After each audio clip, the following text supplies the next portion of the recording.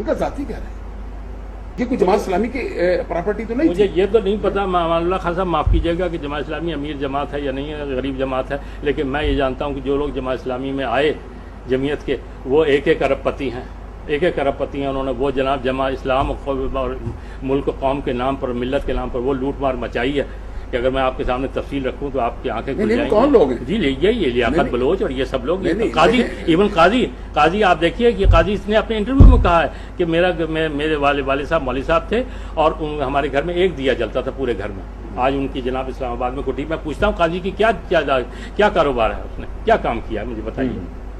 کہاں سے آ گئی اسلام آباد میں کوٹھی اور یہ ریل پیر اور سب، اور خود انہوں نے کہا کہ 14 کروڑ روپے میں نے نواز شریف صاحب سے لیے تھے، اور پھر پہلے انکار کیا اور مجید نظامی کی گواہی کے بعد انہوں نے کہا ہاں جی جہاد کشمیر میں فنڈ میں لیے تھے اور اس کا کوئی حساب کتاب نہیں، کچھ نہیں، وہ لوٹ مار یہاں مچی ہے۔ جو جماعت اسلامی کے جو اکابرین اب تک جو دنیا میں نہیں ہیں، اب ان کی اولادیں ہیں، ٹھیک ہے، ہم تو وراثت کی جب بات کرتے ہیں سیاست میں تو نواز شریف کا بیٹا آتا ہے تو ہم کہتے ہیں کہ اس کی وراثت میں ہے سیاست، لیکن بات جو سیدھی آ رہی ہے،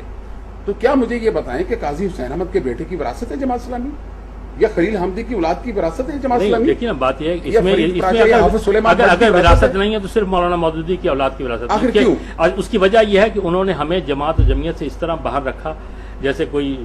جسے دیکھتے نا پڑیاں بیچنے والے جو لوگ ہوتے ہیں نا، وہ اپنی پڑیاں باہر رکھ کے آتے ہیں گھر میں نہیں لے کے آتے، انہوں نے ہمیں اس طرح سے محفوظ رکھا، جیسے ڈرگ بیچنے والے جو ہوتے ہیں انہوں نے ہمیں اس طرح سے، اور ہمیں ان کا سب سے بڑا ان کا احسان یہ ہے کہ انہوں نے ہمیں ان ساری چیزوں سے محفوظ رکھا، جماعت اور جمعیت سے۔ بالکل، اور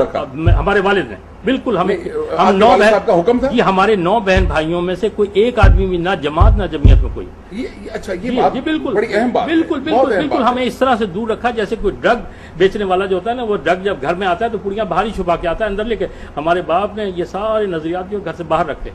بلکہ اگر ہم جمعیت کے کبھی کسی جلسے میں کبھی دور سے کھڑے ہوئے نظر آئے تو انہوں نے کہا تمہارا کیا کام تھا بھائی وہاں، تم کیا کر رہے تھے، بالکل باہر رکھا۔ آخری کیوں ایسا؟ جی وہ جانتے تھے کہ اس کے نتائج کیا نکلیں گے، وہ جانتے تھے اس کے نتائج کیا نکلیں گے، انہوں نے ہمیں اس طرح، اور اس کے باوجود یہ دیکھیے یہ ہم پر گنڈا گردی ڈونڈے اور بدماش چڑھ کے آ رہے ہیں۔ اچھا شاہ جی، کیا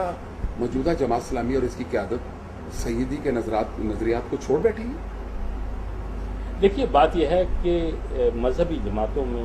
بدترین آمریت ہوتی ہے، امیر جماعت سے اختلاف جو ہے وہ کفر کے برابر ہوتا ہے۔ میں آپ کو ایک بات یاد دلا دوں کہ جب جماعت بننے کا قصہ ہوا تھا 41 میں، تو اس زمانے میں مولانا ابوالکلام آزاد نے ہمارے والد سے کہا تھا تم جو جماعت بنا رہے ہو اس کا دستور کیا ہے،